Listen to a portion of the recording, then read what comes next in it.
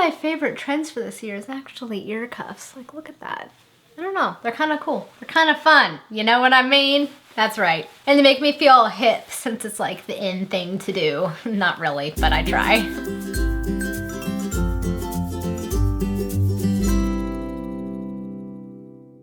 Hello everyone, it is Samantha and I hope you guys are having a great Wednesday so far. We are halfway through the week, which is always a lovely feeling. And today is also Top 5 Wednesday. And today is a crossover with the Booktube SFF Awards Babbles videos. So today I'm going to be talking to you guys about the top 5 fantasy and science fiction books that I want to have read like yesterday. And that's pretty much mainly what I read, so there's a lot. I have a big TBR. So the first one I want to mention is The Deed of Park Cenarian, which I keep feeling like I say that wrong every time I say it, but I try. By Elizabeth Moon. This is a bind up of the whole trilogy. I haven't really heard that much about it. However, was told that it's basically like Tamara Pierce for adults, as well as J.R.R. Tolkien, two of my favorite authors. So I was like, oh hell yes, and then it just kind of fell into my Amazon cart like magic. So that happened, and now I own it, and I cannot wait to read it because I love Tamara Pierce, and if it's like adult Tamara Pierce, then I'm like, you know it was gonna happen. It takes place in a fantasy world, and that was all I needed to know to be sold on this, but I cannot wait to see what I actually think of it. It's one that I'm hoping to get to this summer after the awards are all done. I'm done with all of those reads, but it's one that I really am excited to get to in all of its 1,015 pages of glory. The next one that I wish I would have gotten to like last year, quite literally, is The Fell Sword by Miles Cameron. This is the continuation of the Soldier Sun series. I read the first book, The Red Knight, last year, and I loved it. I love his fantasy world. It's very reminiscent of Arthurian legends, which is some of my favorite stories. And I want to continue on, especially the way that The Red Knight ended. I'm just so sold on this story, and I cannot wait to continue on.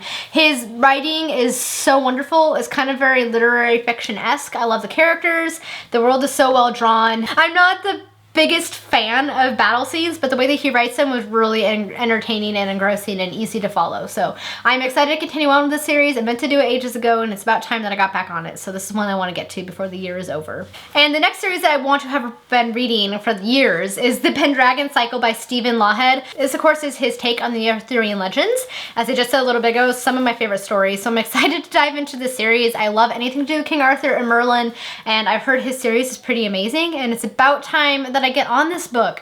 My friend Lily sent this to me for Christmas, and I still haven't gotten to it, so I'm really hoping to read it pretty soon. The next one that I'm excited to pick up at some point is Bone Doll's Twin by Lynn Fluing, which I may or may not be saying incorrectly. So the story takes place in this fantasy world that was once ruled by warrior kings, but at some point Arius claims, who's like an usurper and evil tyrant, claims his younger half-sister's throne, and the world is sent into turmoil. But our young character Tobin, who is a female stuck in a male's body to protect her from the king and from being killed, is the right and true heir, and she is kind of setting out on this journey to gain her throne of her kingdom back. That's the basic gist that I'm aware of for this plot.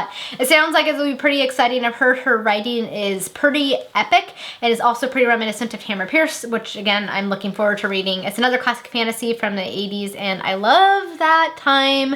I love that era in terms of fantasy. It has some of the best fantasy stories. They're just like feel-good fantasy because they're so tropey and you kind of know what's going to happen, but they're still super enjoyable anyway. So I'm excited to read this one. I've heard she's an amazing author, and it's far overdue that I get to her books. The next book that I want to get to is The Furies of Calderon by Jim Butcher. Everybody, I think, is pretty familiar with Jim Butcher's other series, The Dresden Files. I haven't read that one, but I've heard that his fantasy series, his one that takes place like in his own world, is like hit or miss, but I'm excited to see what I think of it. I know some people say the first few books are okay, but then they kind of go downhill, but I'm just excited to see what I think of it. Plus the UK covers are pretty great. My friend sent me this, but it's one that I've been wanting to read for a very long time and I haven't gotten to yet.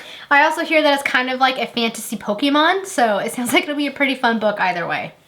Alright guys, that is it for today's video. You'll have to let me know down in the comments what books you are hoping to pick up in the near future, because I would love to know. Thank you guys so much for watching. I hope you guys all have a lovely day. Until next time, bye! Wednesday so far. We are halfway through the week, which is always exciting. I don't know what I'm doing. Various fantasy and I don't know what I'm saying. I'm a hot mess. Probably not hot, just a mess. Ow! Ow! That was my elbow. Next one I wish I would have already read by now is The Fell Sword by Michael Miller. No. That's not his name at all. You got the title, but not the author. I'm not the biggest person that... I'm definitely not the biggest person. I'm 5'1".